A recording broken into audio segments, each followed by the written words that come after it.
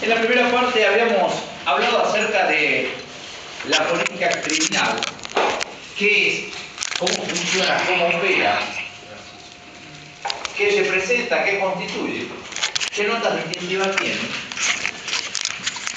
Y al mismo tiempo también habíamos llegado a través de un razonamiento al proceso penal.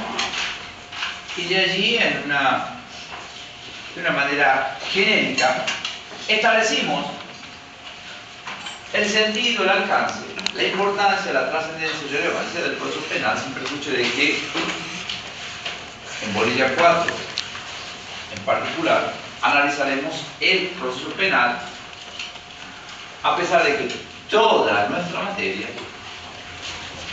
tiene como objeto principal de estudio el proceso penal. Ahora bien,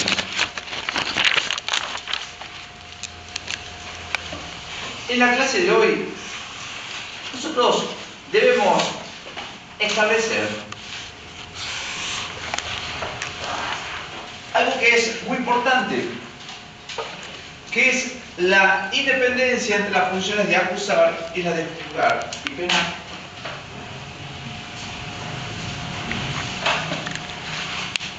Ahora, en todo proceso penal,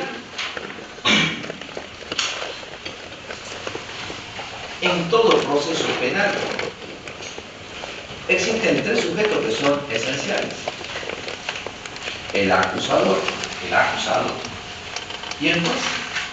Todo proceso penal tiene tres sujetos esenciales. Ahora bien,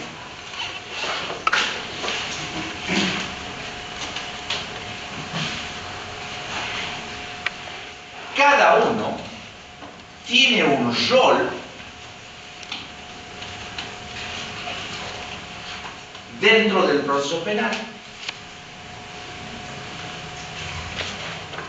Ahora, el rol del acusador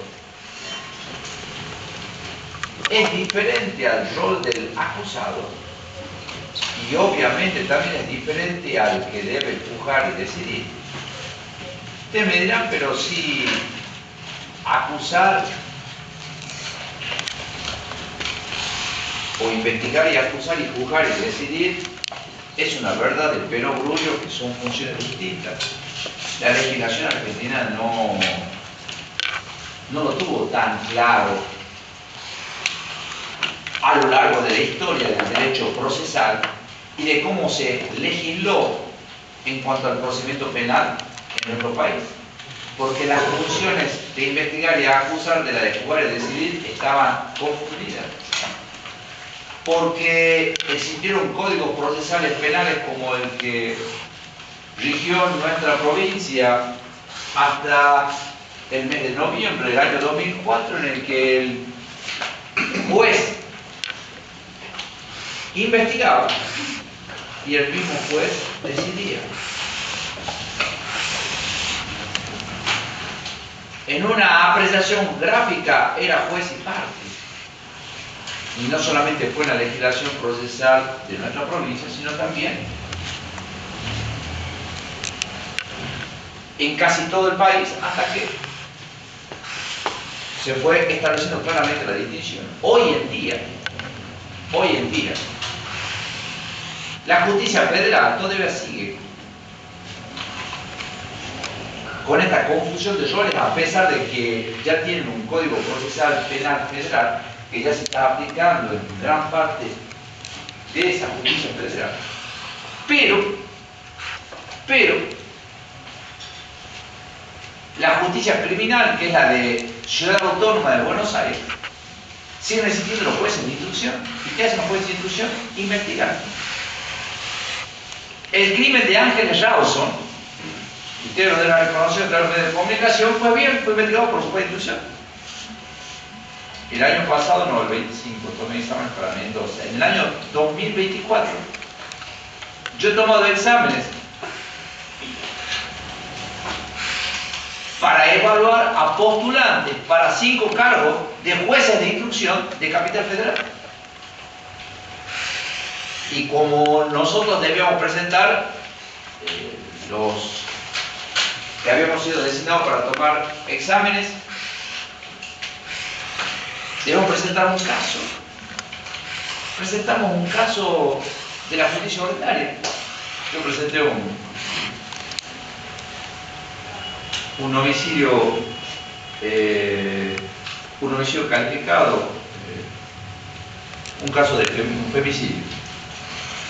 Pero lo que voy yo es jueces de instrucción. Ustedes me dirán, pero eso está por hablarnos ahora, esto, ¿cómo no vamos a ver la distinción? Bueno, todavía hay códigos como el de la provincia, como el de la justicia federal, que ya tiene un código enrolado en el sistema adversarial, pero todavía no se aplica en todas las jurisdicciones. Esta introducción sirve para señalar, entonces, ¿qué pasa con nuestro sistema constitucional? ¿Qué dice el diseño constitucional en cuanto a estas funciones? Fíjense ustedes que el sistema constitucional, cuando ustedes en Bolivia 3 hablan del sistema constitucional, se refieren a la Constitución Nacional y a los pactos y tratados internacionales sobre derechos humanos, tienen la misma jerarquía. Ahora bien, este sistema constitucional, nosotros debemos decir que emerge tanto la actividad acusatoria como el juzgamiento. Ambas son funciones estatales. Ambas son funciones estatales. Ambas son efectuadas, realizadas, cumplidas, llevadas a cabo por representantes del Estado, pero separadas las funciones. Esta es una función estatal, salvo, y esto lo deben haber visto ustedes en derecho penal, parte general, los delitos de acción privada, aquellos de los cuales da cuenta el artículo 73 del Código Penal. Y nosotros le vamos a agregar, salvo los delitos en los cuales corresponde una querella de acción pública, se trata de un delito de acción penal pública, pero en los cuales se permite al ofendido, a la víctima del delito, su representante, artículo 8 y concordante en el Código Procesal Penal Provincial, intervenir en el proceso como sujeto eventual, como querellante particular. Pero en lo esencial es una función estatal, porque en los delitos de acción penal pública siempre habrá un representante del Ministerio Público. Eventualmente podrá existir un particular, pero ingrese o no ingrese el proceso penal, ya tendrá un representante de la actividad acusatoria. Es una función estatal. Ahora, la función acusatoria comprende tanto investigar como acusar. Investigo para acusar, como representante del Ministerio Público Fiscal, y esto ya lo profundizaremos cuando veamos sujetos procesales, creo en Bolivia 5, donde se analiza con detenimiento, artículo 70 y concordante de nuestra ley de enjuiciamiento provincial, cómo funciona, cómo opera el Ministerio Público Fiscal. Ahora bien, del sistema constitucional también emerge la función de juzgamiento, es decir, el sistema constitucional no solamente garantiza que habrá órganos públicos predispuestos que van a investigar y acusar, sino que también habrá órganos públicos predispuestos que van a juzgar y decidir. Y cuando decidan, absolverán o condenarán. Entonces, esta función de juzgamiento también es una función estatal, pero que al mismo tiempo también es independiente y que es provocada. Lo de independiente hace referencia a la independencia del Poder Judicial, algo que ustedes tienen que haber estudiado cuando en Bolivia 3 analizaron la garantía de la imparcialidad del tribunal. Una cosa es ser imparcial y otra cosa es ser independiente. Ahora bien, es una función provocada y esto lo vamos a analizar en esta clase cuando examinemos jurisdicción penal. Provocada porque los jueces no se involucran en las causas porque ellos quieren. No eligen la causa para juzgar y decidir. En todo caso, es la actividad acusatoria la que provoca la intervención del tribunal. Porque cuando el Ministerio Público acusa a una persona y pide que se le haga el juicio, ¿qué está haciendo? Está excitando la jurisdicción, excitando a los jueces para que decidan en el caso concreto. Entonces, es una función estatal, independiente y provocada, cumplida ¿por quién? Por tribunales imparciales. Lo de imparcialidad viene a cuento, pues ustedes ya lo tienen que haber estudiado en Bolivia 3. Por tribunales imparciales. Cuando hablo de tribunales imparciales me refiero a tribunales técnicos, pero también decíamos que quienes ejercen la jurisdicción hoy también están los jurados. Pero si decimos que los tribunales deben ser imparciales, necesariamente también debemos decir que los jurados deben ser imparciales. Cuando analicemos la ley de juicio por jurado y cómo se lleva adelante el juicio por jurado en nuestra provincia, vamos a establecer y a determinar que para elegir un jurado, las partes lo que buscan es que ese jurado sea imparcial. Esto es, sea imparcial, no sea parte, se mantenga equidistante de las posiciones del acusador y las del acusado. Fíjense entonces cómo el ecosistema constitucional separa las funciones de acusar y la de juzgar penal. Pero ustedes me dirán, esto me lo está diciendo usted, ¿pero en qué parte de nuestro sistema constitucional aparece esta separación de funciones? Fíjense ustedes, si ustedes separan en la Constitución Nacional que ustedes deben haber estudiado en materia de los cursos inferiores, van a advertir que en materia de responsabilidad política, la Constitución Nacional separa claramente las funciones de acusar de las de juzgar en el juicio político. La responsabilidad política, la acusación, le corresponde a la Cámara de Diputados. En el caso del juzgamiento de los acusados, le corresponde a la Cámara de Senadores. Esto lo dice el sistema constitucional. Lo dijo en el 53, no está diciendo ahora en el 94, lo dijo en el 53. En materia de remoción de jueces inferiores, cuando me refiero a remoción de jueces inferiores, porque se refiere a que no ingresa a la Corte Suprema de Justicia de la Nación, sino que los jueces inferiores dentro de la justicia federal. El Consejo de la Magistratura acusa y el jurado de enjuiciamiento es el que juzga, y esto por imperio del artículo 114, inciso quinto, y también el artículo 115. Y por otro lado, en materia de responsabilidad penal común de cualquier ciudadano, claramente se establece la secuencia acusación, juicio y castigo, algo que emerge del artículo 60 y del 115. Es decir, nuestra Constitución claramente va a establecer y va a señalar que en el proceso penal están perfectamente diferenciadas las funciones de investigar y acusar de las de juzgar y decidir. ¿Cómo será que nuestro proceso penal en la provincia tiene dos etapas en los delitos de acción penal público, sobre los cuales ya profundizaremos en la bolilla pertinente? La primera etapa está a cargo y es titular el fiscal de instrucción. Es el que investiga y en su caso acusa o pedirá el sobreseimiento. Fiscal de instrucción, representante de quién? Del Ministerio Público Fiscal. El doctor Palacio es fiscal de instrucción en estos momentos. Investiga para que en su caso poder acusar o pedir el sobreseimiento. La segunda etapa en los delitos de acción penal pública y obviamente en la penitencia privada es el juicio, que es llevado adelante ¿por quién? Por jueces, que son los que juzgan y deciden. ¿Y por qué este modelo de proceso penal tiene nuestra provincia? Y porque sigue el modelo del sistema constitucional. Ustedes verán, ¿y por qué no se siguió ese modelo por muchos años? Debieron hacerlo. ¿Por qué no lo hicieron?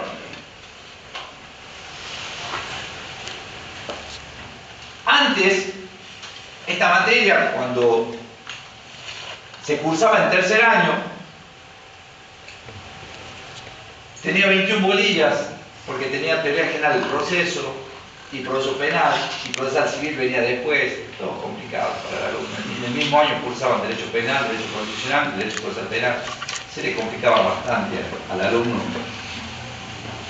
En cambio hoy ya llegan ustedes conociendo derecho penal, parte general, parte especial, derecho constitucional, derecho procesal civil.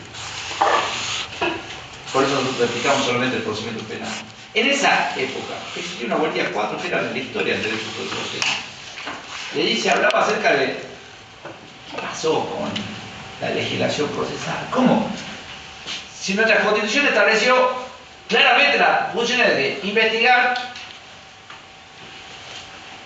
y acusar a cargo del Ministerio Público y la de juzgar y decidir a cargo de los jueces, ¿por qué nuestra legislación procesal penal tomó otro rumbo y no se sabe? Cuando en 1853 se elabora la Constitución, este es el diseño constitucional, ¿no? Por supuesto que no existía la remoción de esto, no existía todavía, porque esto surge en el año 94, pero aquello ya existía. Aquello ya existía, claramente estaban separadas. Cuando se elabora la Constitución, claramente tuvo en cuenta a Alberdi, que fue la fuente inspiradora de la Constitución, con su obra Bases y Puntos de Partida para la Organización de la Confederación Argentina, que lo tienen que haber estudiado ustedes. Y todos aquellos que luego elaboran el texto constitucional tienen claro estas funciones en un proceso. Debe estar penal, tiene que estar perfectamente diferenciada la función de investigar y acusar, les puede decir. Bien. Termina de elaborarse el texto constitucional, se sanciona, entra a regir, pasan los años y le encargan a un jurista que elabore un código procesal penal siguiendo el modelo constitucional. Pasa el tiempo y presenta ese proceso penal para la capital federal, se llamó procedimiento penal. Y fue aprobado prácticamente a libro cerrado por el Congreso de la Nación. Ahora bien, ¿qué creen que hizo Ovario, que era este jurista? ¿Que siguió el modelo constitucional o que no respetó el modelo constitucional? ¿Qué debía hacer? Le dijeron, haga un código siguiendo este modelo. Y tenía modelo para elegir el mundo. ¿Qué hizo Ovario? Eligió el Código Procesal Penal de Alemania, que ya era vetusto, ya era viejo.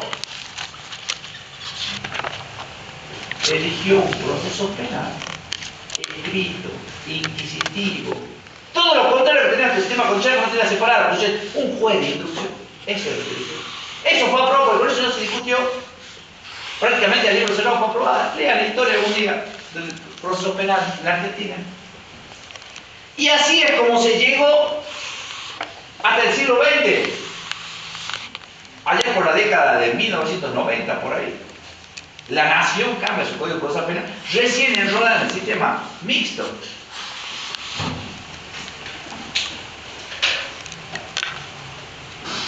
Nosotros en el 91 ya teníamos un sistema mixto. ¿Pero por qué mixto? Si acá separaban las funciones de investigar y acusar, puede decir mixto, ¿por qué? Porque tenía una parte del sistema acusatorio y una parte del sistema inquisitivo, el código. Es decir, tenía un juez de instrucción que investigaba y decidía, y luego había un juicio, pero el que investigaba era el juez, y el Ministerio Público y ahí estaba, en un convento de piedra, tenía una participación secundaria. Ese código todavía sigue rigiendo, el procesal penal de la federal sigue rigiendo en algunas cuestiones. Todavía no ha sido completamente. La Rioja. Pregunten si tienen juez de instrucción. a pesar de que ya tiene un código procesal penal adversarial que fue aprobado, pero creo que todavía no entró en vigencia, va a entrar este año, entonces creo que no tiene el presupuesto. Entonces, este es el modelo. Nuestro Código Procesal Penal de la provincia de Catamarca, reformado por última vez el año 2004, respeta este modelo. Por eso tiene dos grandes etapas. La investigación penal probatoria a cargo del Ministerio Público Fiscal y el juicio a cargo de los jueces. Por supuesto, en delito de acción penal pública, por delito de acción privada, es otro el procedimiento. Ahora, fíjense ustedes que en cuanto a la acusación, ha sido muy importante la reforma del año 1994. ¿Por qué? Porque si bien antes del año 1994 nosotros ya sabíamos que existía el Ministerio Público Fiscal y ya sabíamos cuál era la función, no estaba consagrado constitucionalmente. ¿Qué ha hecho la reforma de 1994? Incorporarlo en el artículo 120. Y claramente establece que la función del Ministerio Público, porque el artículo 120 habla del Ministerio Público, es la función de promover la acción de la justicia en defensa de la legalidad y de los intereses generales de la sociedad. Ahora, ese Ministerio Público que no estaba en la Constitución Nacional, nuestra Constitución Provincial, lo tiene el artículo 200 del concordante, Constitución Provincial, que también requiere una reforma. También exige en nuestros días una reforma. Entonces, esta función de acusar a cargo del Ministerio Público no es algo que sea fruto de la imaginación de los juristas de estos tiempos. Existió en la legislación siempre. Ahora, fue consagrado constitucionalmente en el año 94. Pero nosotros, en nuestra provincia, lo teníamos de antes. Ahora, el proceso penal necesita que sean, por un lado se encuentra la función de acusar, de investigar y acusar, pero por otro lado, para la imposición de la pena se necesita otros funcionarios estatales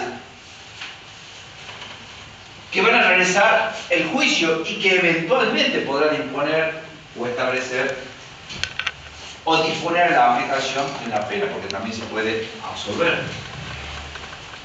La imposición de la pena exige un juicio. Y esto, cuando analicemos la orilla del juicio, que en nuestro caso se ocupa, en nuestro programa se ocupa en dos unidades del juicio, en una del juicio propiamente dicho y en otra de la sentencia. El juicio a cargo de jueces debe respetar la dignidad, algo que ustedes tienen que estar viendo en Bolivia 3, cuando hablan de las garantías constitucionales. Cuando hablan del principio de inocencia, se está hablando de la dignidad. Cuando se habla del derecho de defensa, se está hablando de la dignidad. Cuando yo exijo un juez imparcial, estoy respetando la dignidad. Cuando hablo de juez natural, estoy respetando la dignidad. Cuando hablo de la prohibición de la doble persecución penal, estoy respetando la dignidad.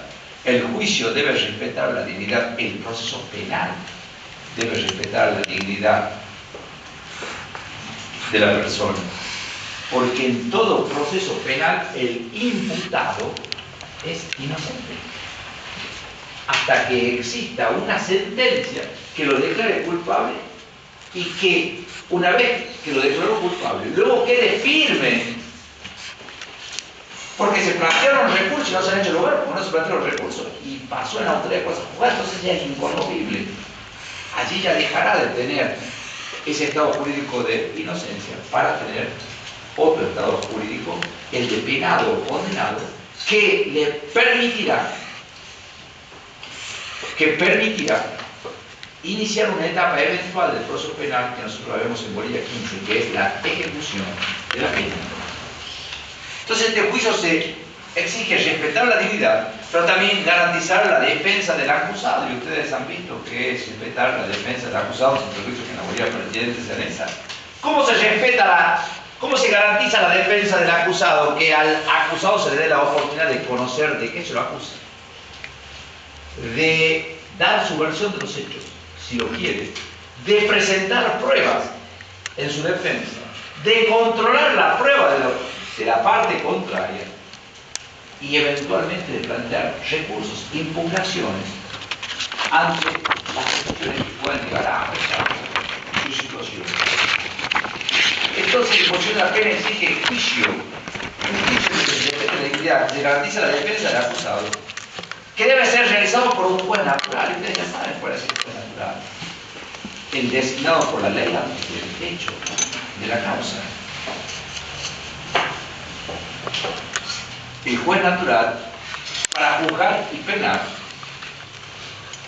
Pero ese juez natural es un integrante de los tribunales federales o provinciales, según sea el delito de naturaleza federal, como todo lo vinculado con estupefacientes, o un delito en el que intervenga la justicia ordinaria, justicia provincial, homicidio, estafa, etcétera, etcétera.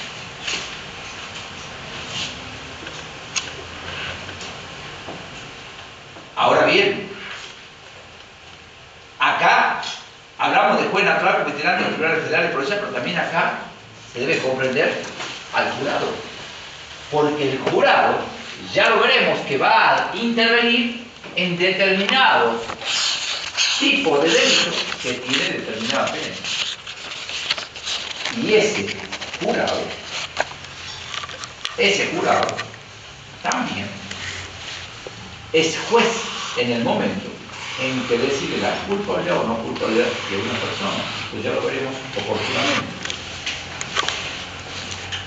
Entonces, en el modelo procesal que nosotros tenemos en nuestra provincia, se debe rescatar que tiene un origen constitucional. Nosotros no nos alejábamos del sistema constitucional. Apegados a la letra de la Constitución, establecimos un modelo de Código Procesal Penal que respeta la Constitución Nacional. Porque en nuestro Código Procesal Penal las normas distinguen e individualizan las funciones de perseguir y acusar y la de juzgar, penar, reprimir o castigar. Ahora, ¿qué dice la legislación supranacional? Ustedes también tuvieron algunas materias en los cursos inferiores en las que estudiaron la legislación supranacional. Ahora, también la legislación supranacional hace esta distinción, separa, distingue las funciones de investigar y acusar, de juzgar y decidir. Eso ya lo veremos. Fíjense ustedes que en esta legislación, toda persona frente a una acusación penal tiene el derecho a ser juzgada sin dilaciones indebidas por un juez o tribunal independiente e imparcial. Lo que estamos diciendo. ¿Por qué? Porque lo dicen tratados internacionales como el Pacto de San José de Costa Rica o el Pacto Internacional de Derechos Civiles y Políticos. Ahora, toda persona tiene derecho ante una acusación a ser juzgada sin dilaciones indebidas, pero tiene el derecho al examen de la acusación contra ella en materia penal y que sea realizado por un tribunal independiente e imparcial, lo que ustedes están viendo por ahí atrás. ¿Por qué? Porque la legislación del año, la Constitución, cuando se pone en el año 1924, incorporó esta legislación con su misma jerarquía, a pesar de que hay algún fallo de la Corte Suprema de Justicia de la Nación en la que se discutió si tenía o no tenía la misma jerarquía. En esencia, podemos decir que tiene la misma explicación. Podrá discutirse en algún caso puntual, pero acá podemos decir, en este punto en el que nosotros estamos examinando este tema, la misma jerarquía. Entonces, la legislación supranacional dice lo mismo que el sistema condicional, sí, porque el sistema condicional cuando se modificó en el año 1994 y se incorpora en el 75 hizo 22 aquellos pactos y tratados internacionales sobre derechos humanos que se consideraron trascendentes. Ahora bien, esa legislación supranacional le agrega algo que ustedes lo dijeron en Bolivia 3, la garantía de la imparcialidad que hasta ese momento no se hablaba. En nuestra constitución no se hablaba de la imparcialidad. Es cierto que tampoco nuestra constitución hablaba del principio de inocencia. Si ustedes estudian, analizan la constitución, no se habla del principio de inocencia. Surge el principio de inocencia de una interpretación armónica de su norma, pero no estaba taxativamente enumerado como si aparece en los pactos y tratados internacionales sobre derechos humanos. Pues bien, la imparcialidad del juez, nunca se discutió que un juez deba ser imparcial, pero no surgía de la Constitución. Sin embargo, en la legislación supranacional sí se habla de imparcialidad del juez. Fíjense en la Declaración Universal de los Derechos del Hombre. El artículo 10 habla de la imparcialidad. Juez independiente e imparcial. No dice juez independiente, imparcial. No son sinónimos. Una cosa es ser independiente, otra cosa es ser imparcial. La imparcialidad del juez orientada a la igualdad procesal entre acusador y acusado, porque de eso se trata la imparcialidad. Imparcial es quien es imparcial, quien se mantiene equidistante de las posiciones del acusador como de las posiciones del acusado. Eso es ser imparcial. Algo que no existía en las otras legislaciones, que quizás pudiera no existir en el Código Procesal Penal, en todo el sistema mixto, por ejemplo, que nos rigió a nosotros del año 91 hasta el 2004. Porque por más que el juez quisiera ser imparcial o juez de instrucción, él mismo investigaba y él mismo decidía sobre su propia investigación. ¿Cuántos jueces iban a ir en contra de su propia investigación y iban a decir, he investigado mal, he hecho mal las cosas? Era difícil. En cambio, este sistema permite esa cuestión. De manera tal entonces que, una vez que claramente señalamos la tajante separación entre la función de investigar y acusar, puede decir cuál es el origen que tiene, entraremos a analizar uno de los temas más trascendentes de la teoría del proceso, que es la jurisdicción. Así como la acción es un tema trascendente, también lo es la jurisdicción.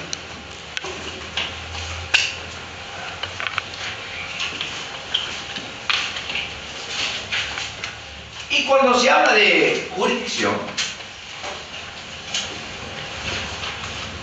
si uno focaliza la palabra jurisdicción y tiene en cuenta el origen jurisdicción, en otras palabras es quien dice derecho en el caso concreto. Jurisdicción es decir el derecho en el caso concreto. Y esto lo tienen que haber ustedes estudiado el año pasado. Ahora, en lo que atañe a nuestra asignatura, debemos elaborar un concepto de jurisdicción desde nuestra perspectiva, desde la visión en la que nosotros, o desde la visión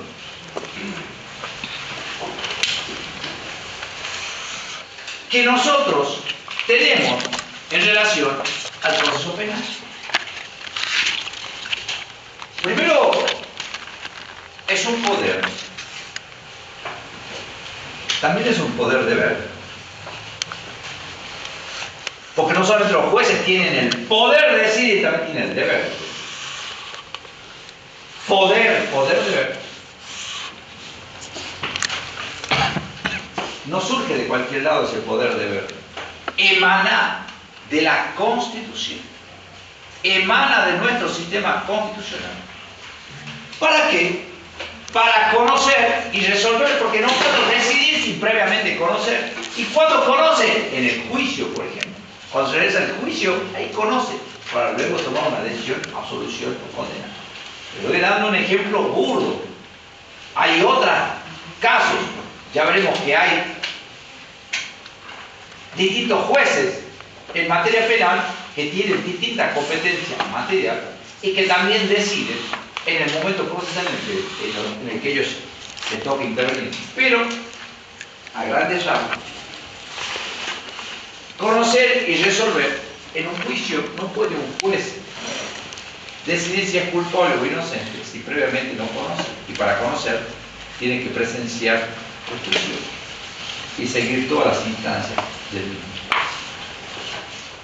Poder emanado de la Constitución para conocer, resolver de manera imparcial e independiente en relación a un proceso. Ahora, en ese proceso, ¿qué va a decidir? La existencia del hecho delictivo, es decir, el hecho, el acontecimiento histórico, ¿existió o no existió? Ese hecho, como acontecimiento histórico, si existió, ¿es delito? Y si es delito, ¿quién lo cometió?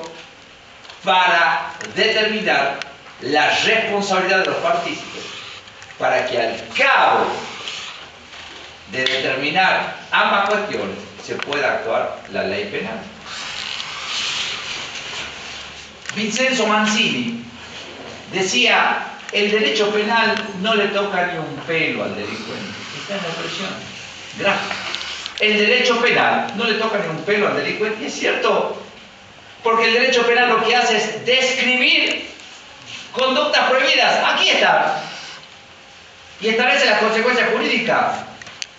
Pero quien va a actuar la ley penal necesariamente es el proceso penal, que es el que habrá de determinar, a través de los órganos públicos predispuestos, que el hecho existió, que ese acontecimiento histórico es delito, quién lo cometió, cuál es la responsabilidad penal, para que recién se pueda aplicar la ley penal, se pueda actuar, darle vida a la ley penal, aplicar las consecuencias jurídicas que impone, que establece el Código Penal.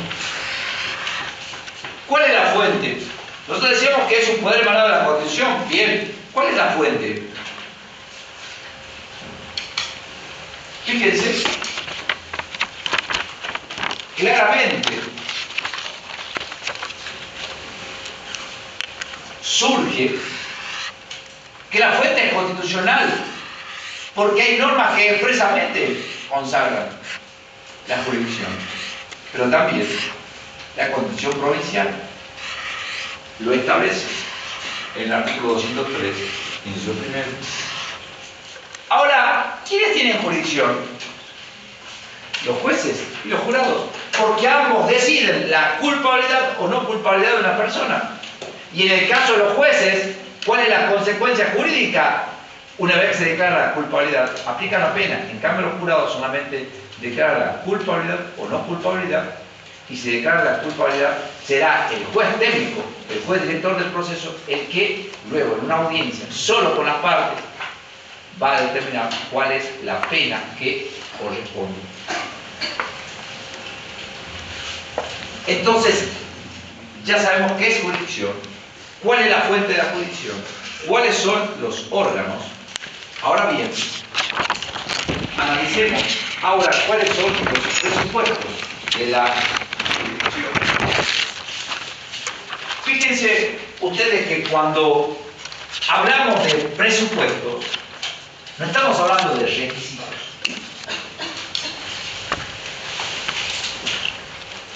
Presupuestos quiere decir, ¿qué es lo que supone tener jurisdicción? ¿Qué poder me da tener jurisdicción? Porque desde ya podemos decirlo que los únicos que tienen jurisdicción en un proceso penal son jueces, nadie más. El Ministerio Público no tiene jurisdicción porque nunca lo he dicho. Solamente lo dicen, lo tienen los jueces y los jurados. porque son los únicos que pueden decir el derecho en el caso concreto. Pueden decir, este hecho existió, el delito lo cometió determinada persona, y se le va a imponer determinada pena, o este hecho no existió, o existió y no lo cometió el imputado, y en su caso será absuelto y no se aplicará las consecuencias de la ley penal. Entonces, cuando hablamos de presupuestos, la jurisdicción importa el poder de conocer. Nadie puede decidir, ningún juez puede decidir sin antes conocer. En un juicio, si el juez no presenciara el juicio, no podría decidir. Y ya veremos que si un juez no presencia un juicio de determinada cantidad de días, no podrá decidir, ese juicio será iniciar todo de nuevo. Y ya lo veremos en la bolilla pertinente. Conocer, decidir. Si hay algo que caracteriza la función del juez es decidir. A cualquier persona, a cualquier ciudadano común, ¿qué hace un juez y le va a decir? Decide. No sé qué decide, pero decide.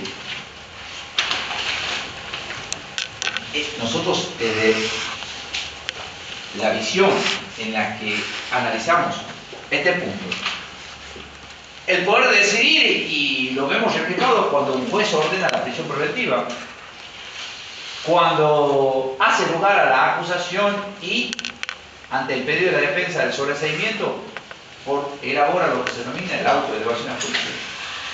Cuando dicta una sentencia, decide. Ejecutar. La jurisdicción también es el poder para ejecutar. Porque si el poder del juez solamente fuese conocer y decidir, pero no pudiera ejecutar, sería una mera declamación, una mera declaración la sentencia. Pero las sentencias hay que dictarlas y luego hay que ejecutarlas. Por eso nosotros veremos más adelante que existe entre los jueces en materia penal un juez que se llama juez de ejecución, que es aquel que va a hacer cumplir lo que el juez de sentencia decide. Conocer, decidir, ejecutar. Pero también, otro de los presupuestos de la jurisdicción es el poder de coerción. ¿Qué significa coerción? El derecho, el poder que tienen los jueces de limitar, de restringir la libertad de locomoción o la libertad de disposición de los bienes. Libertad de locomoción o la libre disposición de los bienes. Por eso ustedes en los medios de comunicación, a través de las redes sociales, escucharán: se ordenó la detención, se ordenó la prisión preventiva, se ordenó la incomunicación de determinada persona. ¿Qué es esto? Coerción. Se ordenó el secuestro en el que se conducían los sujetos que cometieron tal hecho. Coerción, restringir la libre disposición de un bien. Se secuestró el cuchillo, se secuestró el arma, se ordenó la detención, se confirmó la detención de la persona. Estoy limitando la libertad del movimiento, de locomoción de una persona por la libre disposición. Eso quiere decir. Es cierto que los fiscales también, y ya lo veremos que también, pero los fiscales tienen la posibilidad de limitar la libertad de locomoción, de limitar la libertad de disposición, pero hay actos que no los pueden ordenar por sí mismos, que necesitan la autorización de un juez, la prisión preventiva. Intervenir en comunicaciones telefónicas, secuestrar correspondencia, etc. No pueden, pero tienen que pedir a un juez. Y comunicar no pueden por sí mismos, tienen que pedirle al juez. Entonces, la jurisdicción importa coerción, pero también dirección. ¿Dónde se nota la dirección en un juicio? Como ustedes ven que hay un juez que es el que dirige el juicio, el que toma el juramento de ley a los testigos, el que le hace conocer los hechos al imputado, le hace conocer la prueba, le hace conocer cuál es el delito que se le atribuye, y le dice: usted tiene derecho a declarar o a tenerse a declarar. ¿Qué es esto? Dirección. pase tal testigo, acaba de terminar su declaración, puede retirarse.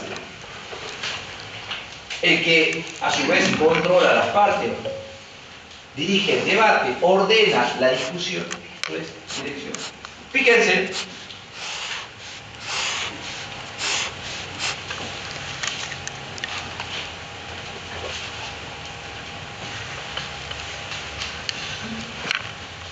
fíjense entonces ¿qué representa la jurisdicción?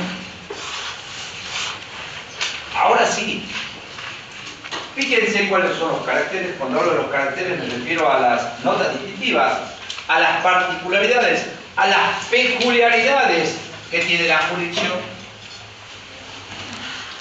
Es secundaria. ¿Y por qué es secundaria? Porque no hay juicio sin acusación.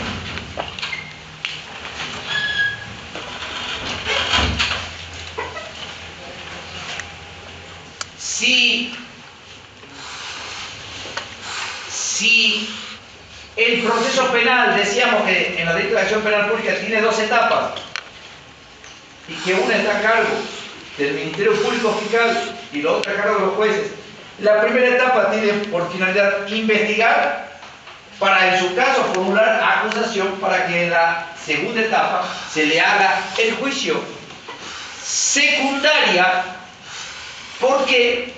Porque necesariamente antes de esta actividad que realizan los jueces en el juicio hay una actividad que es primaria,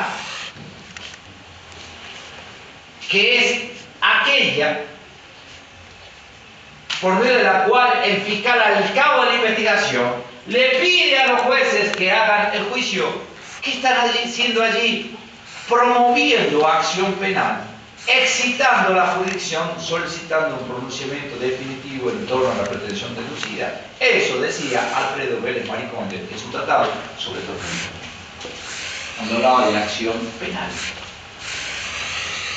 Secundaria, porque la jurisdicción es secundaria y porque necesariamente tiene que haber otra actividad antes de la secundaria, que es la primaria. ¿Cuál es la actividad acusatoria? Porque no hay juicio sin acusación. Provocada. ¿Por qué? Porque hay alguien que le pide al juez, no es que el juez se involucre en cualquier causa y dice, esta la voy a tomar, voy a hacer el juicio en esta causa, en aquella. Los jueces no saben qué es lo que están investigando los jueces, no saben. ¿Cuándo lo saben? Cuando el fiscal terminó una investigación y dice, señor juez, por favor, realice el juicio a esta persona porque probablemente cometió tal delito. Los jueces hacen el juicio. Provocada porque hay alguien que excita la jurisdicción. ¿Quién es? La actividad de la jurisdicción. Cuando formula la acusación, allí, en ese momento, está provocando la jurisdicción limitada en el hecho. ¿Por qué?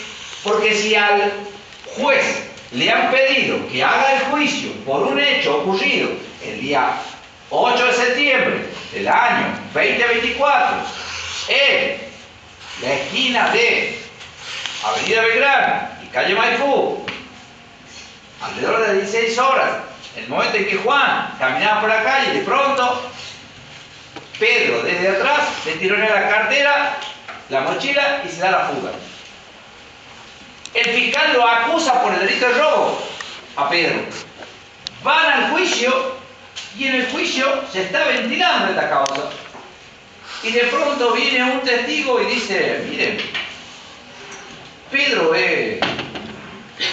no solamente cometió este hecho, el día 7, 2 cuadras hacia el sur, allá a la altura de Maipú y Almagro, también tironeó una cartera a una señora. Ah, sí, le dice el juez, la traigamos a esa señora. Y empezamos a hacerle, mientras estábamos en el caso de Maipú y Belgrano, ahora nos vamos también para qué. Y después el juez decide, bueno, lo vamos a condenar por este y por este hecho. ¿Qué va a decir el imputado? Maestro, discúlpenme, ustedes me acusaron de la Maipo y Belgrano, del otro hecho no me acusaron. Ustedes no pueden hacer esto. ¿Por qué no pueden hacer? Porque la jurisdicción está limitada en el hecho. Me piden que haga el juicio por determinado hecho. Solamente sobre ese hecho puedo expedirme. Si surge un nuevo hecho, le envío al fiscal para que investigue ese nuevo hecho que surge. Ya veremos qué pasa si viene un testigo y dice, mire, yo lo vi a Pedro con un cuchillo. O la propia víctima dice, mire, yo no me animo a decir, pero tengo un cuchillo. ¿Qué pasa si en lugar de ser robo, es un robo calificado? La ley sí permite en esos casos que el mismo juez continúe por una cuestión de economía procesal, continúe con el juicio, le haga conocer el nuevo hecho, se defienda el imputado y continúe el juicio. Esto tiene que ver con la etapa de juicio, esto lo veremos en la bolilla pertinente, artículos 345 y concordante del Código Procesal Penal, que son aquellos casos en los cuales se puede agravar la acusación. Limitada al hecho. Compleja, ¿por qué? Porque la jurisdicción se compone de esos 5 momentos que veíamos hace rato: conocer, decidir, coerción, ejecución y dirección. Indeclinable, ningún juez puede decir, no, mire, esa causa a mí no, me dan impresión los homicidios, yo no puedo intervenir, o yo le tengo idea a los abusadores, ¿no? Indeclinable.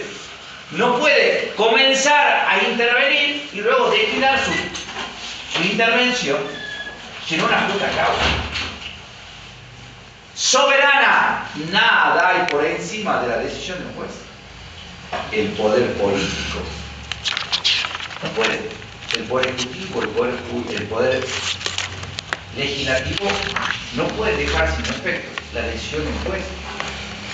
Por supuesto, dan las excepciones que ustedes las estudiaron en el artículo 59 del Código Penal, que tienen que ver con el indulto.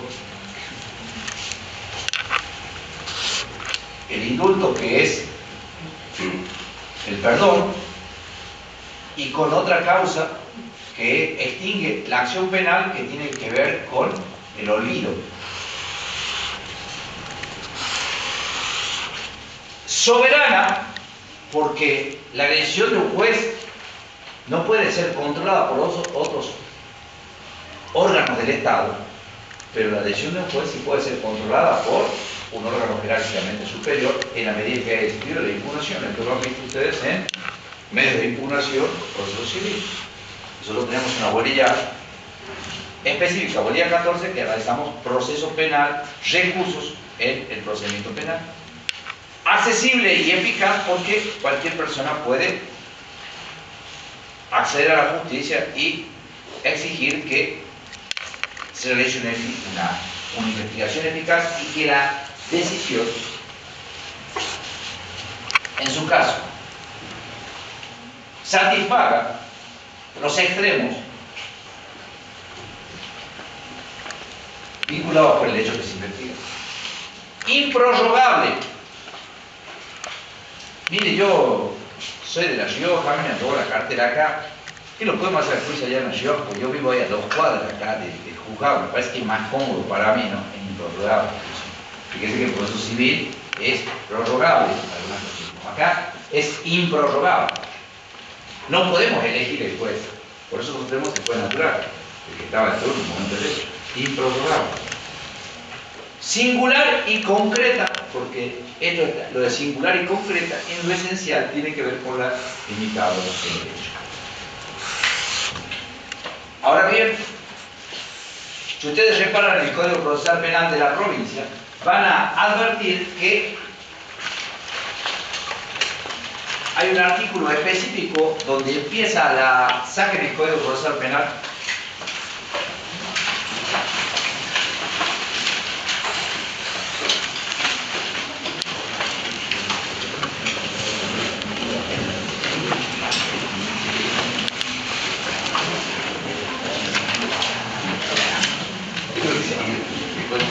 Ahí no se va a volver.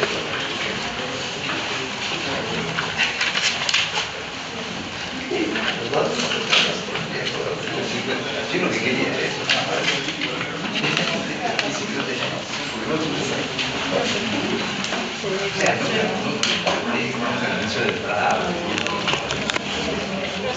Estamos.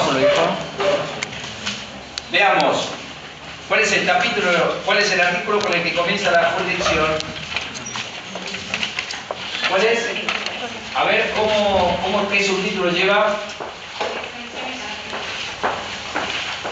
Extensión y caracteres. El artículo anterior. Sí, seguro, antes del 23 siempre sigue el 22. Vale, diputados, bien. El capítulo de la jurisdicción. Jurisdicción. Bien. ¿Qué dice el artículo sobre la jurisdicción? El primer artículo que habla de la jurisdicción. Si alguien lo quiere leer, por favor. Artículo 23. La jurisdicción penal es improrrogable. Ella abarca el conocimiento de todos los delitos cometidos en el territorio de la provincia, excepto los de jurisdicción nacional o militar, y será ejercida por los tribunales que la Constitución y que las leyes instituyen. Bien, muchas gracias. Fíjense lo que veíamos hace un momento, improrrogable. El artículo 23 hace referencia a que la jurisdicción penal es improrrogable. Es ejercida por los jueces que estaban de turno en el momento que ocurrió el hecho. Ya veremos cuáles son los jueces de turno. Ahora bien, la jurisdicción penal de los jueces de la provincia de Catamarca abarca el conocimiento de todos los hechos ocurridos dentro de los límites de la provincia de Catamarca, que no sean delitos de jurisdicción federal. Tráfico de estupefacientes, trata de personas, contrabando. De manera tal entonces que existe una jurisdicción común, que es la de los tribunales ordinarios, y una jurisdicción especial, que es la de los tribunales federales en la provincia, que solamente van a intervenir en contados delitos, que son los de competencia de la jurisdicción federal. Lo que les mencioné y algunos más. Todos los demás delitos que ocurran dentro de los límites de la provincia va a intervenir la justicia ordinaria. ¿Estamos? Ahora bien,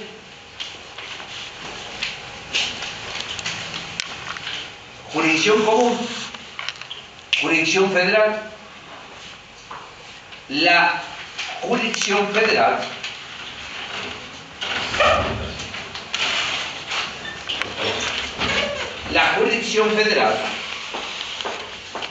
es la jurisdicción federal es excepcional. No interviene en todos los casos. Y la procedencia estará determinada por tres cuestiones: el lugar, la materia y los sujetos. El lugar, fíjense, todo está regido por la Constitución Nacional o por leyes federales. ¿Cuál es el lugar en el que va a tener competencia, o que serán lugares de jurisdicción federal en donde interviene la justicia federal? Los lugares que dependen del Estado Nacional, la Universidad Nacional de Catamarca, por ejemplo, Vialidad Nacional. Ahora, el lugar es solamente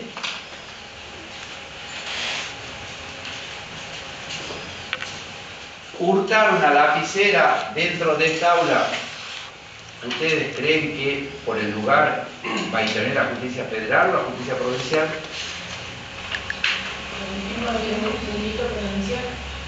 Por el tipo de delito será provincial.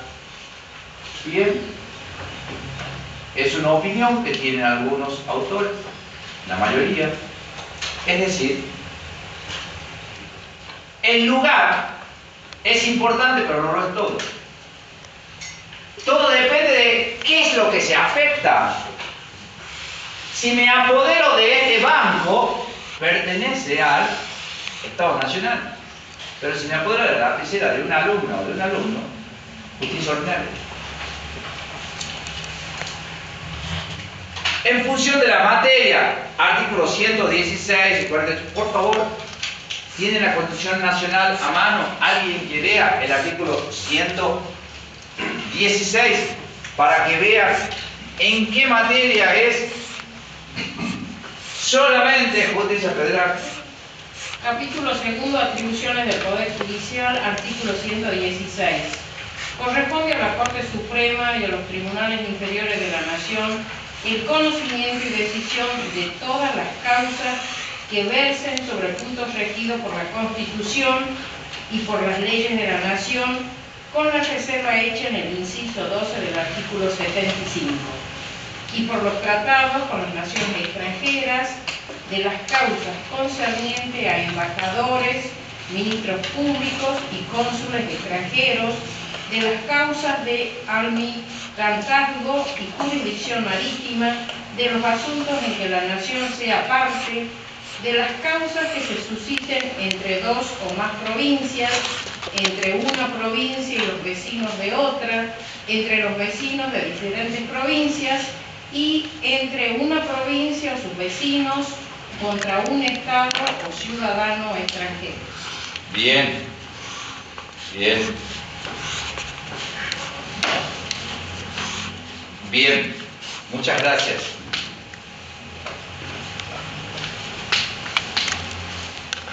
Fíjense entonces cómo en cuanto hablamos de jurisdicción federal,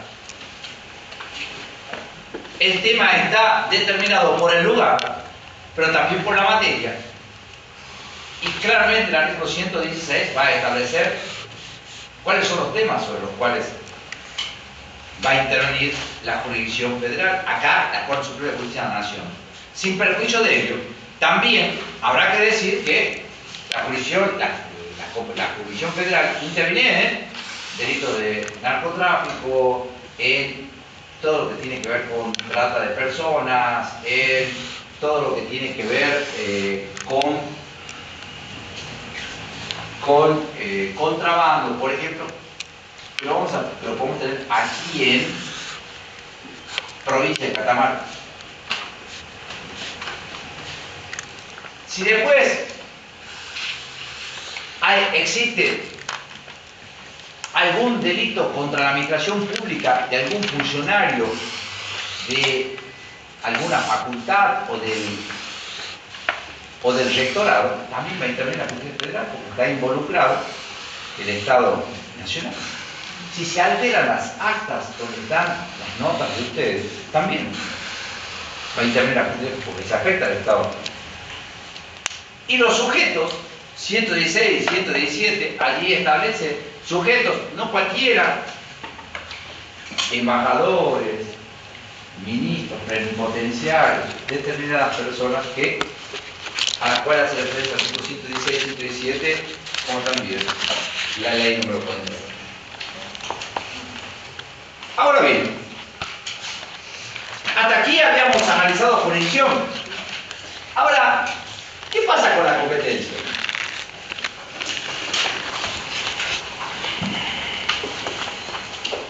Sin perjuicio de que ustedes ya debieron haber estudiado cuando cursaron teoría general del proceso en derecho procesal civil, es necesario señalar que una cosa es la jurisdicción y otra cosa es la competencia. Que mientras la jurisdicción, decíamos, es el poder emanado de la Constitución Nacional de conocer, juzgar y decidir en torno a un hecho para saber si el hecho existió, si es delito y quién lo cometió para aplicar la ley penal en su caso. La competencia está vinculada con la distribución del trabajo, con la distribución de tareas. Mientras un juez siempre tiene jurisdicción, no siempre puede tener competencia. Todos los jueces, por el solo hecho de serlo, tienen jurisdicción, pero no siempre tienen competencia. Porque un juez correccional tiene competencia para intervenir en delitos de 1 a 5 años, pero no tiene competencia para intervenir en un delito que tiene 15 años de prisión.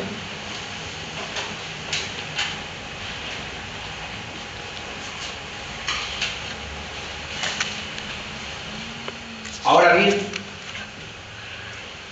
La competencia está entonces vinculada con una distribución de funciones, con una distribución de tareas. ¿Y por qué? Porque seguramente cuando se pensó la idea de instituir a un juez en los primeros tiempos, un juez no podía hacerse cargo de todo tipo de conflictos civiles, comerciales, laborales, penales, y empezaron a distinguirse los distintos jueces. Jueces civiles, jueces comerciales, jueces laborales, y los jueces penales, y seguramente existía un solo juez penal en su momento, y ya ocupaba de todo, pero la conflictividad fue haciendo que aparecieran nuevos jueces con una competencia material mucho más acotada, mucho más limitada. Entonces la competencia tiene que ver con las reglas de distribución del trabajo. Ahora, la competencia penal puede ser tomada, puede ser analizada desde una concepción objetiva o desde un punto de vista subjetivo. Una concepción objetiva, desde una concepción objetiva, si queremos definir a la competencia desde el punto de vista objetivo, es el ámbito legislativo predeterminado por la ley, dentro del cual ejerce el juez la función jurisdiccional.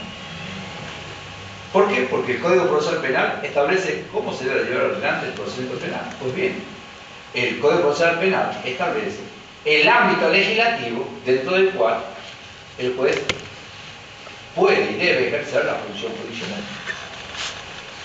Mientras que, desde un punto de vista subjetivo, es el poder deber de un juez de intervenir en un caso concreto. No estoy diciendo nada nuevo, nada que ustedes no conozcan. Ahora bien, la competencia puede ser analizada en cuanto a las clases de la misma. Y esto es fundamental porque es pregunta de examen. ¿Saben cuál es la que no conocen? Siempre se levantan y se van cuando se pregunta esto. ¿Por qué ponerse ahí? Competencia material también, material y por organización, a pesar de que uno les insiste, miren, esta pregunta de examen, ¿qué le voy diciendo? Entonces, y después les pregunto el examen, después si yo le digo, ¿qué le voy a preguntar el examen? Después el examen no contestan lo que le vuelvo a preguntar, algo que ya le dije que le iba a preguntar, seguramente porque tienen ganas de seguir leyendo, tienen ganas, les gusta la mesa, de gozar, quieren seguir la cátedra, o la extrañan la cátedra, quieren seguir viendo todos los turnos. Tema de ustedes, como ustedes quieran, no hay problema. La cátedra está para recibir a los alumnos, no hay problema.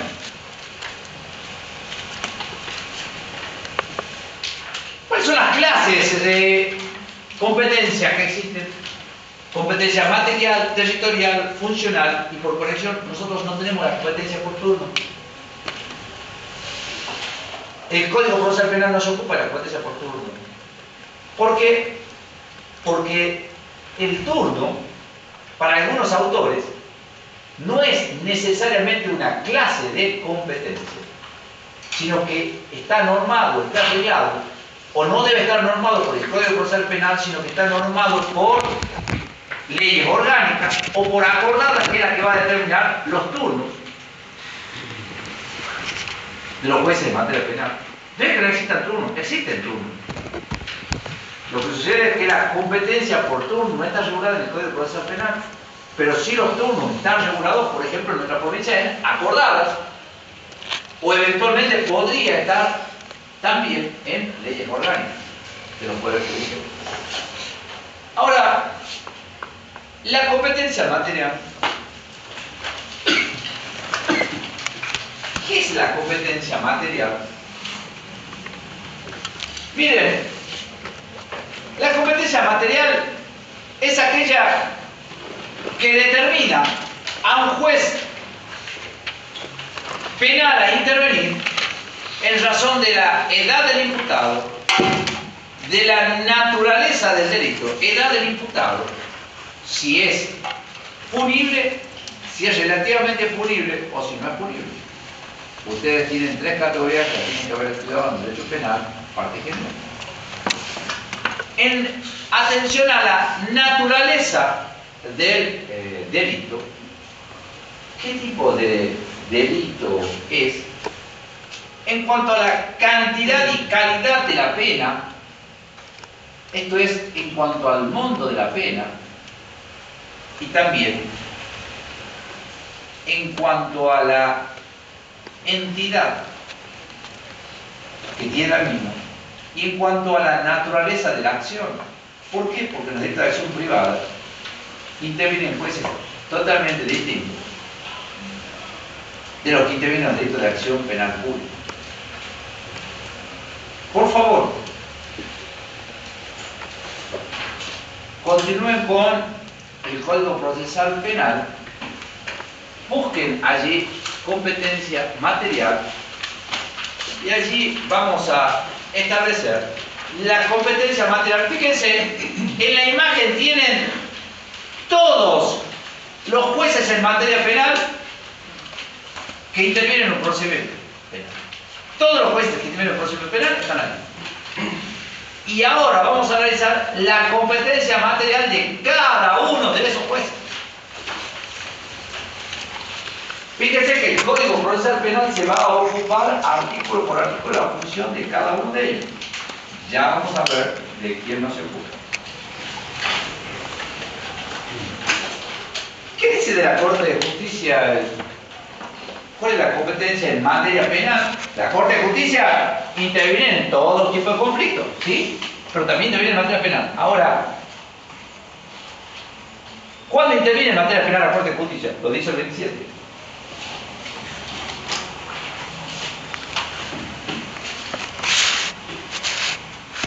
Lean. Artículo 27. La Corte de Justicia juzgará de los recursos de inconstitucionalidad, casación, revisión y de la queja contra la denegación de recursos del Tribunal de Sentencia. Muchas gracias. Primero, la Corte interviene por vía de recursos.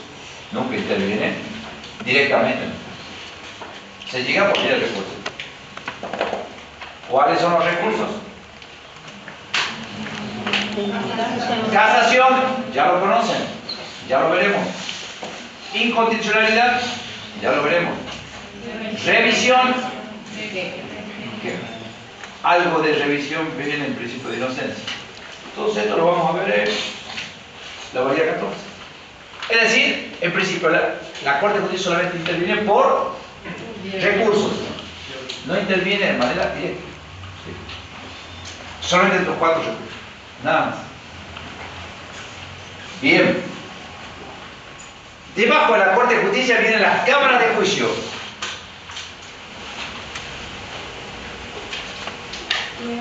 Por favor. La Cámara de Juicio como tribunal colegiado o a través de sus salas unipersonales juzgará en única instancia de los delitos cuyo conocimiento no se atribuya a otro tribunal. Bien.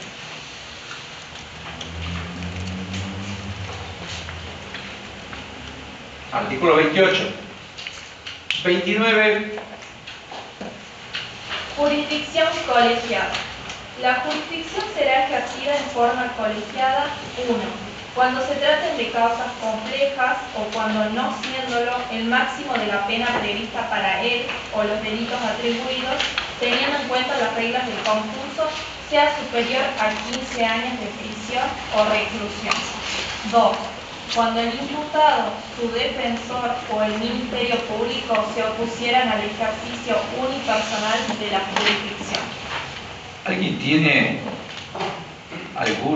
algo más sobre la Cámara de Juicio? ¿Alguien tiene algo más que diga el 28, 29, que diga algo más? ¿Nadie tiene nada más? ¿No hay ninguno bis? ¿No hay nada? El 27 bis, ¿qué dice? Juicio por jurado popular. A ver, por favor, escuchen bien. La jurisdicción es ejercida por juicio por jurado popular cuando se trate de causas cuyo máximo de la pena para él o los delitos atribuidos, teniendo en cuenta las reglas del concurso, sea superior a 20 años y conforme lo establecido en la ley especial que regula el procedimiento del juicio por jurado popular. Bien, gracias. 27 bis. Bien. Cámara de juicio, 27 bis, 28, perdón, 27 bis, 28 y 29. A ver, veamos. 30 también. Veamos. Mientras la Corte de Justicia tiene 7 integrantes y tiene competencia en materia civil, laboral, minería, también la tiene penal. Tiene una sala, tiene 7 integrantes, pero una sala de 3 integrantes que se ocupa solamente de la materia penal. Ahora bien, las cámaras de juicio para toda la provincia son 3, cada una con 3 integrantes y a su vez con 2 secretarías letradas. Alguna tiene 3, pero 2 secretarías letradas. ¿Cuál es la competencia material?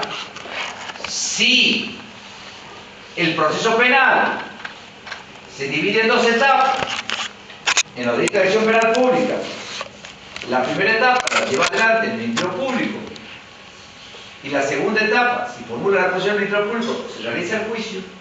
Cuando el delito es de 5 años,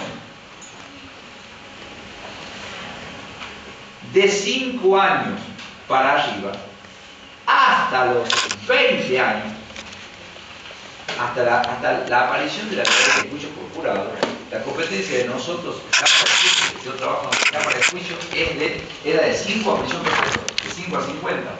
Ahora, el 27 bis estableció un límite de 5 a 20 años. A 20 años. ¿Cuál es la competencia material? Juicios por delito de 5 a 20 años. Ahora, 3 jueces. ¿Intervienen siempre los 3? No. Porque la regla, pareciera de lo que dice la ley, la regla es que intervenga un juez por juicio. Por eso es que, ya lo veremos en la bolilla pertinente, que cuando se trate de delitos de 5 a 15 años, dice la ley, se va a sortear uno de los jueces. En realidad no se hace el sorteo, ya le tocó el juicio, el robo le tocó a él, el segundo robo le toca a ella, el tercero le toca a ella, y así sucesivamente. ¿Qué es lo que se hace? La regla pareciera que lo que dice la ley, la regla es que el juez, los 3 jueces, no intervengan los 3, sino que intervenga uno en cada juicio. ¿Por qué? Porque antes realizaban los 3 cada juicio, y realizaban 10, 15 juicios al año. En cambio, 3 jueces realizando juicios unipersonales, se llegó a realizar más de 100 juicios. Entonces, esto mejora la administración de justicia y la imagen en la sociedad respecto de cómo funciona la justicia material. Ahora bien, volvemos. Llega la causa, un delito de 5 a 15 años, se hace un sorteo, por decirles así, le toca al juez A, notifica a la parte, notifica al imputado, al defensor, el imputado dice, yo no quiero ver ese juez, no se le pregunta por qué, dentro de 24 horas, listo, él se opuso, dentro de 24 horas, tribunal colegiado. Si él no dice nada, pasa las 24 horas, queda ese juez unipersonal. Se puede decir él o defensor, y me parece que el Ministerio Público lo puede realizar. Ahora bien, ¿cuándo es tribunal colegiado? ¿Cuándo van a intervenir los 3 siempre? Cuando se trate de una causa compleja.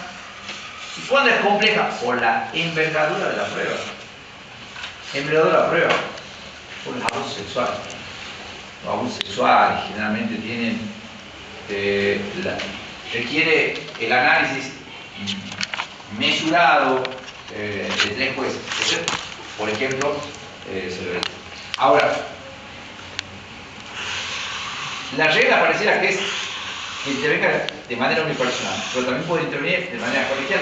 También puede decir un juez en los delitos culposos, y a veces nosotros en nuestra Cámara hemos decidido que un delito culposo A nosotros nos llegan ahora los homicidios culposos agravados, que tienen pena hasta 6 años. Cuando tienen, por ejemplo, 2 muertos y el autor venía en estado de ebriedad, nos llegan a nosotros. Y nosotros decidimos en algunos juicios intervenir en forma colegiada. ¿Por qué? Porque la prueba era compleja y era importante la decisión de 3 jueces en lugar de 1. De 5 a 20 años. Ahora, ¿qué pasa cuando la pena va de 20 años para arriba? Juicio por jurado. Juicio por jurado. Juicio por jurado. Por eso ha quedado acotada, limitada la pena, la competencia de las cámaras de juicio. Intervienen en los juicios, en los hechos cuya pena condena en abstracto sea de 5 a 20 años de toda la provincia. Cámara de Apelaciones en materia penal, artículo 31. ¿Qué dice el 31, por favor? Tribunal de Apelación Penal. El Tribunal de Apelación conocerá en forma colegiada o a través de sus salas unipersonales los recursos que se deduzcan contra las resoluciones de los jueces de control de garantías. En lo pertinente rigen los artículos 29 y 30. También entenderán las cuestiones de competencia que se suscitaren entre los tribunales jerárquicamente inferiores. Bien, muchas gracias. ¿Cuál es la competencia material de la Cámara de Apelaciones? Primero, la Cámara de Apelaciones tiene 3 integrantes, existe una sola Cámara de Apelaciones para toda la provincia. Tienen, en estos momentos, 2 secretarios, pero suelen tener 3 secretarios. ¿Cuál es la competencia? Como su nombre le indica, Cámara de Apelaciones en materia penal, intervienen los recursos de apelación que se deducen contra quién, contra los jueces de control de garantía. Nada más. Y también en las cuestiones de competencia, esto ya lo vamos a ver, las cuestiones de competencia, cuando un juez no quiere intervenir o un juez exige intervenir, el otro no quiere intervenir, etcétera, etcétera, entre los tribunales inferiores, por ejemplo, los jueces de control de garantía. Cámara de Apelaciones en materia penal. El recurso de apelación es uno de los más utilizados en la actualidad, ya lo veremos oportunamente en la Bolivia Católica. Juez de control de garantía. Juez de control de garantía. Todas las causas en las que se plantea el recurso de apelación contra los jueces de control de garantía en toda la provincia, va a intervenir la Cámara de Apelación en materia penal. Bien, jueces de control de garantía. ¿Cuál es la función? El juez de control de garantía practicará 1. La investigación sumaria prescrita por el artículo 20. 2. Las medidas que le correspondan durante la investigación judicial. Bien. Eso, practicará la información sumaria, previsto en el artículo 20, para mí no debe realizarse. Nosotros dijimos que la Constitución, el sistema constitucional, establecía claramente separar la función de investigar y acusar de poder decidir. No puede ser que en hipótesis en las que haya que investigar a otro juez, o a un fiscal o a un legislador, esa investigación sumaria la lleva adelante un juez de control de garantía en el que deba investigar si pide o no pide el desafuero, si pide o no pide el libre enjuiciamiento. Me parece a mí que, como lo establecen otras legislaciones como la de Jujuy, por ejemplo, la investigación la podría realizar válidamente un fiscal de instrucción, porque estamos desvirtuando que el juez solamente juzga y decide, y acá lo estamos llevando adelante, diciéndole que lleva adelante la investigación sumaria. Esa investigación sumaria se refiere a personas que pueden ser sometidas a juicios políticos que no son ciudadanos comunes, puede ser el fiscal, un juez, puede ser el legislador, etc. Esto se realizó por mucho tiempo. Yo no creo, desde mi visión, me parece a mí que no corresponde que eso se realice, porque si no, te estoy enseñando una cosa y estamos haciendo otra cosa. Ese artículo 20, 320 concordan, me parece que no tiene, para mí no tiene aplicación. Ahora bien, ¿qué más? Intervendrá en la IPP. Usted va a decir, pero si el titular es el fiscal de instrucción, sí. Hoy que están de moda los drones, hagan de cuenta que el juez de control de garantía es como un dron. Monitorea toda la IPP, él está sobrevolando, pero no interviene. Salvo a pedido de parte, salvo a pedido de parte. El fiscal pide el control de detención, el fiscal pide la prisión preventiva. El fiscal pide el juicio, la defensa se opone al juicio, la defensa se opone al pedido de prisión preventiva, interviene. Ante el pedido, son los actos en los cuales debe intervenir cuando hay un pedido de alguna de las partes, cuando hay que resolver una nulidad, etc. Nunca interviene de oficio, siempre a pedido de parte. No se olvide, la jurisdicción siempre es provocada, siempre es excitada. Ahora, ¿qué pasa con los jueces de control de garantía? A los fines de la administración de justicia, la provincia para el Poder Judicial se divide en 6 circunscripciones. Andalgalá y Pomán, la circunscripción número 2, Belén, Santa María la 3, Belén, Antofagasta la 3, Santa María la 4, Tinogasta la 5, Recreo la 6, y todos los demás departamentos, junto con Capital, son la primera circunscripción, que es la más grande. Pues bien, la primera circunscripción, que era más grande, tiene 4 jueces de control de garantía. La segunda, tercera, cuarta, quinta y sexta tienen un juez de control de garantía. El cambio de turno permanente. Acá los 4 jueces tienen turnos, ¿sí? Turnos para intervenir. Los 4 jueces de control de garantía de la Cámara. Los jueces tienen de control de garantía, por lo menos en la capital, en la primera circunscripción, tienen 2 secretarías cada uno. Y en el interior también tienen 2 secretarías, pero el juez de control de garantía del interior no solamente hace materia penal, sino también hace laboral. También hace laboral y menores. El juez del interior, de penal. En cambio, civil hace todo lo demás. En el interior hay 2 jueces. En la segunda, tercera, cuarta, quinta y sexta hay 2 jueces. Uno es penal, otro es civil. El de penal hace penal, laboral y menor. ¿Por qué hace laboral? No sé. Así lo ven. Penal, laboral. Todo lo demás, civil. Todo lo demás interviene el otro juez. Juez de control de garantía. Ya tenemos las funciones claras. Juez correccional. ¿Cuál es la función del juez correccional? El juez correccional juzgará en única instancia de los delitos de acción pública que estuvieran reprimidos con prisión no mayor de 5 años o penas no privativas de la libertad. Bien, fíjense que acá cuando veíamos cámara de juicio le decía de 5 años a 20 y de 20 años para arriba los jurados. Y ahora dicho, ¿y qué pasa de 0 a 5? Ahí está, jueces correccionales, de 0 a 5. Ahora, los jueces correccionales son unipersonales. Unipersonales. Tienen 2 secretarías y los jueces correccionales son 3 y son para toda la provincia. Todos los hechos que lleguen a juicio por delitos de hasta 5 años de prisión van a ir todos los hurtos, los homicidios culposos, salvo los agravados, van a ir las lesiones culposas, etc. Bien. ¿Qué dice el Código Procesal del juez de ejecución?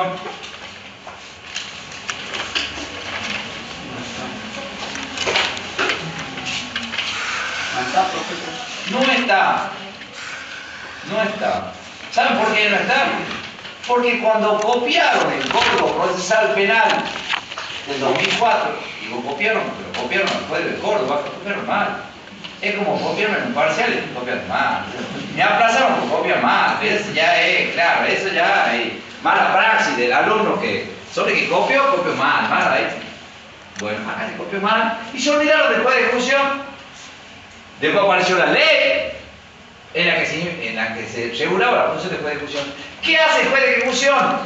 Una vez que el tribunal de sentencia, cámara de juicio o juez correccional intervino, dictó sentencia,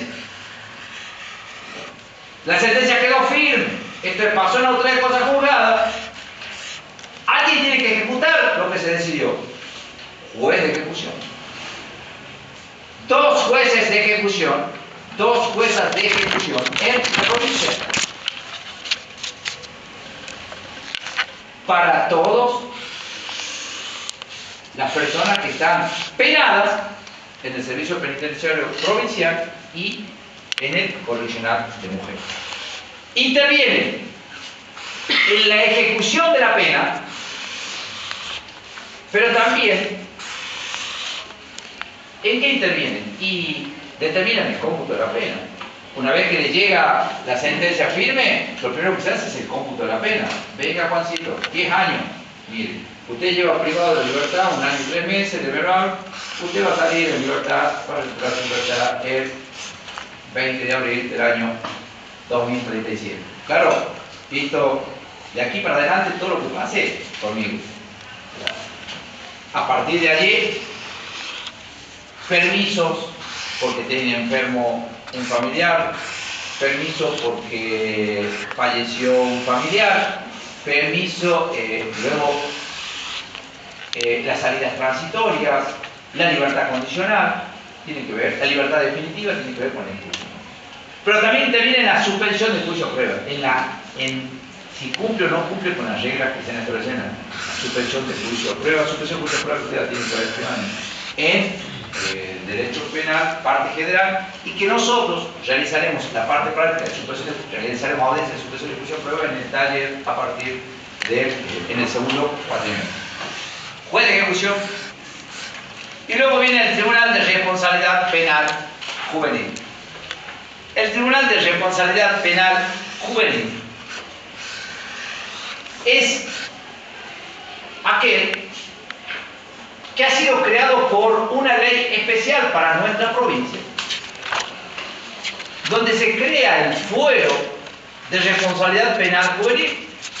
En su momento fue una de las más modernas del país y estableció claramente la función del Tribunal de Responsabilidad Penal Juvenil. Si seguimos con las circunscripciones, en la segunda, tercera, cuarta, quinta y sexta, el juez de control de garantía de mayores también hace de juez de responsabilidad penal juvenil. Usted mira, pero si uno lee la ley, y en su momento cuando estudiamos la ley, vamos a advertir que la ley dice, para ser juez de penal de responsabilidad penal juvenil, tiene que ser un juez especialista en menores. Y los otros no son especialistas en menores. Lo mismo sigue funcionando. Donde sí tenemos dos especialistas en menores es en la primera circunscripción judicial, donde hay 2 juzgados de responsabilidad penal juvenil. Ahora, intervienen en lo esencial como jueces de garantía, como jueces de apelación, como jueces del juicio, como jueces de ejecución electrónica. Todos intervienen. ¿Respecto de quién? En su momento, respecto a los menores de 16 años cumplidos hasta los 17. Hoy, que ha sido reformada la ley y hasta el momento en que se ponga en funcionamiento la ley, va a cambiar esa competencia. Va a cambiar, se va a ampliar la competencia del rango etario de las personas que van a ser sometidas al proceso. Debajo todo eso es inimputable, debajo de esa edad son inimputables. Cuando veamos esa ley, van a advertir que tiene una característica que se llama el fuero de atracción. Antes que existiera esta ley, cuando un mayor y un menor cometían un delito, el Código Procesal Penal de mayores lo atraía al menor. Ahora, un menor y un mayor cometen un delito, el artículo 19 de la ley de responsabilidad penal juvenil establece que el menor lo atrae al mayor, es decir, que el juez penal juvenil interviene también en la situación procesal penal. No quiero complicarles, simplemente quiero decirles cuál es la competencia material del juez penal juvenil. Todos estos son los jueces que en materia penal intervienen en el procedimiento penal en nuestra provincia. Competencia territorial, mucho más sencillo. Criterio de procedencia. ¿Cuál es el juez que va a intervenir? En cuanto al lugar, ya sabemos que la provincia, así como en su división política tiene 16 departamentos de nuestra provincia, a lo que la Administración de Justicia la dividimos en 6 circunscripciones judiciales. Bien, Ahora, ¿cuál es el tribunal que va a intervenir cuando ocurre un hecho? El tribunal del lugar en el que el hecho se haya cometido. Si el hecho ocurrió en Andagala, el juez de control de garantía de Andagala es el que va a decidir sobre la prisión preventiva, por ejemplo. Ahora, ¿qué pasa? Esto es cuando se trata de un delito consumado. ¿Qué pasa cuando se trata de una tentativa? Si se trata de una tentativa, será el juez del lugar donde se cumplió el último acto de ejecución. Ustedes ya saben lo que es el crimen, ya saben los puntos momentos. Fíjense, ¿cuál será el juez que va a intervenir en un caso de tentativa? El juez del lugar donde se cumplió el último acto de ejecución. Algunos códigos de provincia, de otras provincias, cambian donde se realizó el primer acto de ejecución, de interpretación. Ahora, ¿qué pasa si se trata de un delito continuado o permanente? Por ejemplo, una privación legítima de libertad. El juez del lugar donde comenzó a ejecutar. Una persona que fue privada de la libertad en la plaza 25 de agosto y fue dejada en Antofagasta, la sierra, seguramente va a ser el juez del lugar donde comenzó a ejecutar, se puede reprimir la circunstancia.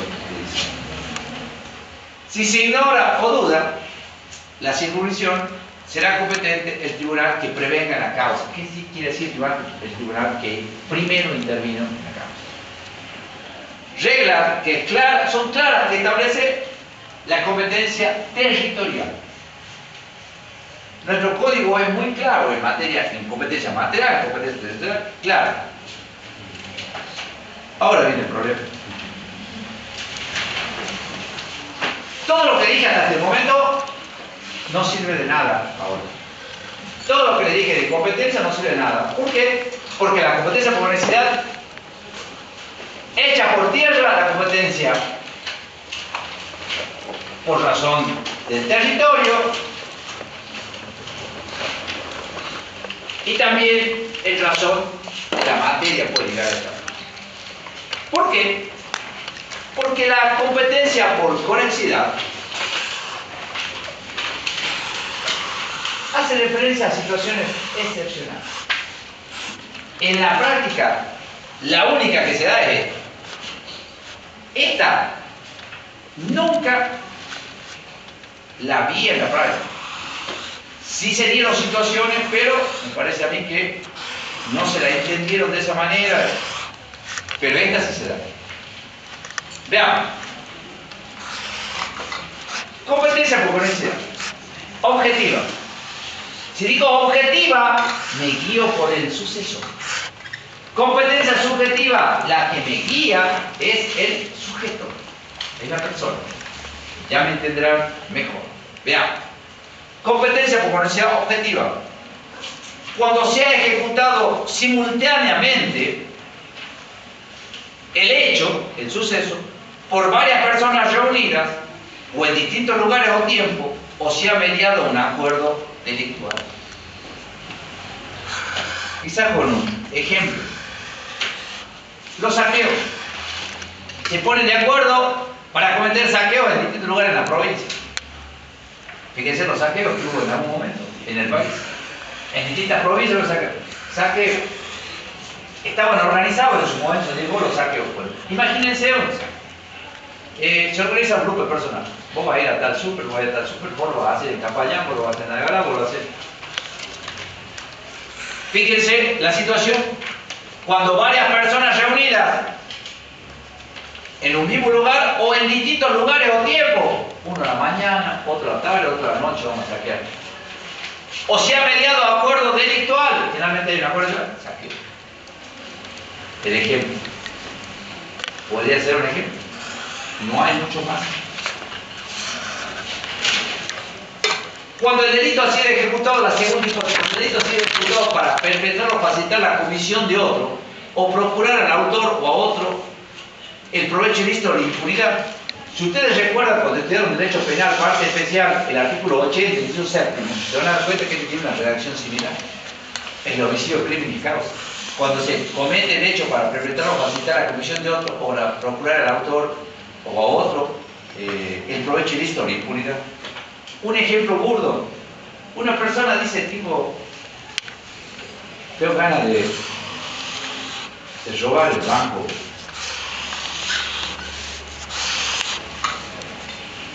Puede entrar al banco francés, ya no está mal, el banco francés acá. Está el banco francés todavía. Bien. Yo quiero robar el banco francés, pero no tengo ni peso. Entonces empieza a organizar y bueno, veamos qué necesito. Empieza a anotar, no, necesito un uniforme de policía, pasé en paso policía, necesito un arma, necesito los planos del banco, necesito un auto. Necesito todo, lo único que tengo es la voluntad y la gana, pero todo lo demás no tengo nada. Entonces empieza. En 10 horas en mi casa viene un policía, estoy esperando que la señora lava la ropa, extiende la soga en la soga, ¡pum! El uniforme, me lo llevo. Cometí un hecho. Como de hurto calicó, esa trata, se lleva, ya tiene el uniforme. Necesito una pistola para parecer policía. Bien. Veo que el policía está descuidado ahí, hablando por celular mientras recorre la calle, que es una situación excepcional, que no se ve policía hablando por celular en la calle. Me encuentro descuidado, le saco el celular mientras él estaba hablando. Fijarse cuántos likes, cuántos me gusta tenía en Facebook, le saco la pistola y salgo corriendo y me voy. Segundo hecho. A este lo cometió en mayo, al otro lo cometió en junio. Me faltan los planos. ¿De dónde?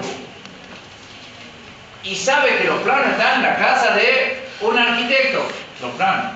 Entra a la casa, saca los planos. Tercer delito, ya en 3 lugares distintos. Me falta un auto. La noche antes del auto se apodera el auto. Fíjense, preparar o facilitar la comisión de otro delito. Me apoderé de un uniforme, me apoderé de la pistola, me apoderé del uniforme, del plano, después me apoderé del auto. ¿Para qué? Para preparar o facilitar la comisión de otro. O para procurar al autor o otro el provecho ilícito de la impunidad. Bueno, me pongo de acuerdo con otro, yo vamos a cometer el hecho y el día siguiente cometen el hecho, van a Banco Río. Y después los encuentran, por suerte los encuentran. ¿Quién va a ser competente? Y hay varios jueces que te ven, uno tuvo un mes de turno, otro tuvo otro mes, otro tuvo... ¿Quién va a establecer la regla? Esta es competencia por conocer objetivos. Ya veremos cuáles son, quiénes van a tener competencia por conocer objetivos. Si comete un hecho para preparar o facilitar la comisión de otro, procurar al autor o otro el provecho ilícito de la impunidad. Y la competencia subjetiva es la que siempre se da cuando una persona se imputaron varios delitos. Esto es lo primero. Cuando una persona llega a la cámara 1, Juancito llega por robo a la cámara 2. Llega a la cámara 2, llega a la cámara 3, robo calificado.